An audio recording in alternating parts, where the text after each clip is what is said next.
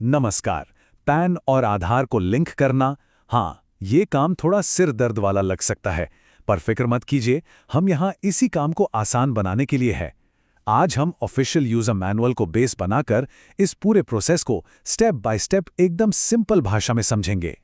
तो चलिए सीधे मुद्दे की बात करते हैं। सबसे पहला और सबसे जरूरी सवाल, क्या आपका पैन कार्ड इनऑपरेटिव यानी कि निष्क्रिय होने के रिस्क पर है? ये जानना बहुत जरूरी है क्योंकि इसका सीधा असर आपके छोटे बड़े हर फाइनेंशियल ट्रांजैक्शन पर पड़ सकता है। देखिए, इनकम टैक्स डिपार्टमेंट का नियम बिल्कुल साफ है। अगर तय तारीख तक पैन को आधार से नहीं जोड़ा गया तो वो पैन काम करना बंद कर देगा, मतलब इनऑपरेटिव हो जाएगा। अब जरा सोचिए, कोई जरूरी काम है, मान लीजिए कोई लोन लेना है या कोई बड़ी पेमेंट करनी है, और ठीक उसी वक्त पता चले कि पैन का चल ही नहीं रहा। ये एक बड़ी मुसीबत बन सकती है। तो इस पूरे प्रोसेस को आसान बनाने के लिए हमने इसे 6 सिंपल हिस्सों में बांट दिया है।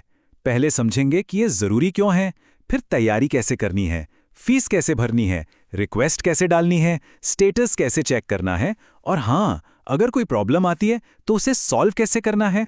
तो चलिए पहले पार्ट से शुरू करते हैं। आखिर सरकार पैन और आधार को लिंक करने के लिए इतना जोर दे क्यों रही है? आइए इस नियम के पीछे की वजह को ठीक से समझते हैं।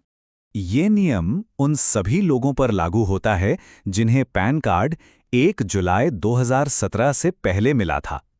अगर आपका पैन भी इस तारीख से पहले का है तो आपके लिए इसे आधार से लिंक करना कानूनी तौर पर जरूरी है।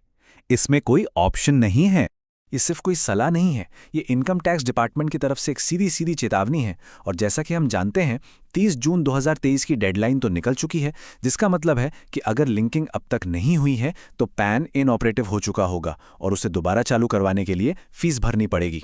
ठीक है, तो अब हम ये समझ गए हैं कि ये काम कितना जरूरी है। तो चलिए अगले स्टेप पर चलते हैं, तैयारी। और अच्छी बात यह है कि आपको बहुत ज्यादा चीजों की जरूरत नहीं पड़ेगी, बस कुछ बेसिक चीजें तैयार रखनी है। इस प्रोसेस को शुरू करने से पहले बस ये 3 चीजें अपने पास रख लीजिए: आपका वैलिड पैन कार्ड, आपका आधार नंबर और एक चालू मोबाइल नंबर। मोबाइल नंबर बहुत जरूरी है क्योंकि उसी पर कंफर्मेशन के लिए ओटीपी यानी वन टाइम पासवर्ड आएगा। चलिए अब इस प्रोसेस के पहले एक्शन स्टेप पर आते हैं, जो है लिंकिंग फीस का पेमेंट। ये एक बहुत ही जरूरी कदम है क्योंकि इसके बिना लिंकिंग की रिक्वेस्ट आगे ही नहीं बढ़ेगी। अच्छा, आगे बढ़ने से पहले एक शब्द को समझ लेते हैं, चालान। सुनने में थोड़ा भारी लगता है पर है बहुत सिंपल। ये बस आपके पेमेंट की एक ऑफिशियल रसीद है, एक तरह का सबूत कि आपने सरकार को पैसे दे दिए हैं। चलिए अब पेमेंट के स्टेप्स को आराम से देखते हैं। सबसे पहले इनकम टैक्स के ई फाइलिंग पोर्टल पर जाकर लिंक आधार पर क्लिक करना है। उसके बाद अपना पैन और आधार नंबर डालिए। फिर कंटिन्यू टू पे थ्रू ई पे टैक्स वाले बटन को दबाइए। यहाँ वो आपसे आपका पैन नंबर दोबारा कंफर्म करने को कहेंगे और एक मोबाइल नंबर मांगेंगे जिस पर ओटीपी आएगा। जैसे ही आप ओटीपी डालेंगे आप ई पे टैक्स पेज पर पहुंच जाएंगे। वहां इनकम टैक्स वाले बॉक्स में प्रोसीड पर क्लिक करना है। अब यहाँ थोड़ा ध्यान दीजिएगा, असेसमेंट ईयर को सही सही चुनना है और टाइप ऑफ पेमेंट में अदर रिसीट्स 500 को सिलेक्ट करना है। ये बहुत जरूरी है। फीस का अमाउंट वहां पहले से ही भरा हुआ होगा तो उसकी चिंता नहीं करनी, बस कंटिन्यू पर क्लिक करके एक पेमेंट कर दीजिए।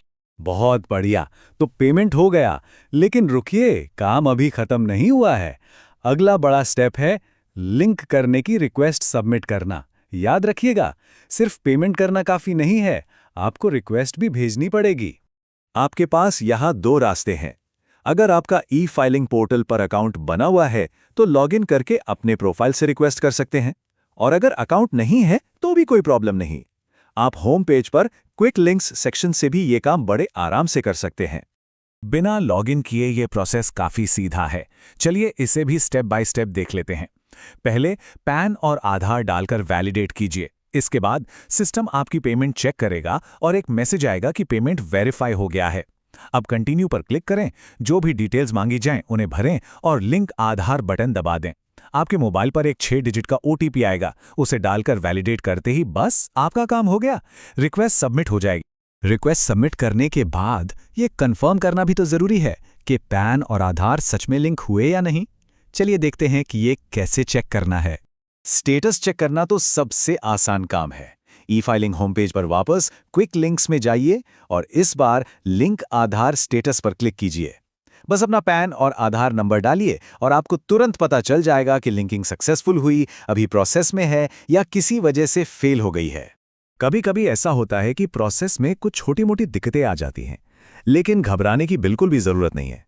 अब हम कुछ कॉमन प्रॉब्लम्स और उनके आसान सॉल्यूशंस पर बात करेंगे। ये एक बहुत ही कॉमन प्रॉब्लम है। आपने पैसे तो भर दिए, लेकिन जब आप लिंक करने जाते हैं तो पोर्टल पर मैसेज आता है कि पेमेंट की कोई जानकारी नहीं मिली। तो ऐसे में क्या किया जाए? इसका सॉल्यूशन बहुत सिंपल है, थोड़ा सा धैर्य। जी हाँ, कभी-कभी बैंक और पोर्टल के बीच पेमेंट की जानकारी अपडेट होने में 4 से 5 वर्किंग डेज लग सकते हैं। बस कुछ दिन इंतजार कीजिए और फिर से रिक्वेस्ट सबमिट करने की कोशिश कीजिए, आपका काम हो जाएगा। अब ये एक थोड़ी सीरियस प्रॉब्लम है। मान लीजिए गलती से आपका पैन किसी और के आधार से लिंक हो गया या आपका आधार किसी और के पैन से। ये सिचुएशन आपकी लिंकिंग प्रक्रिया को पूरी तरह से रोक सकती है। ऐसी सिचुएशन को आप ऑनलाइन ठीक नहीं कर सकते। इसके लिए आपको अपने एरिया के इनकम टैक्स ऑफिसर, जिन्हें असेसिंग ऑफिसर या एओ भी कहते हैं, उनसे कांटेक्ट करना होगा।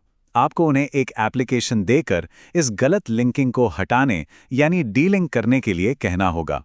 आपके एओ कौन हैं, ये जानकारी आपको इनकम टैक्स पोर्टल पर ही मिल जाएगी। तो इस सारी मेहनत का आखिरी नतीजा क्या है? एक सक्सेसफुल लिंक ये पक्का करता है कि आपका पैन हमेशा एक्टिव रहे और आप अपने सभी बैंकिंग, इन्वेस्टमेंट और दूसरे फाइनेंशियल काम बिना किसी रुकावट के आराम से कर सकें।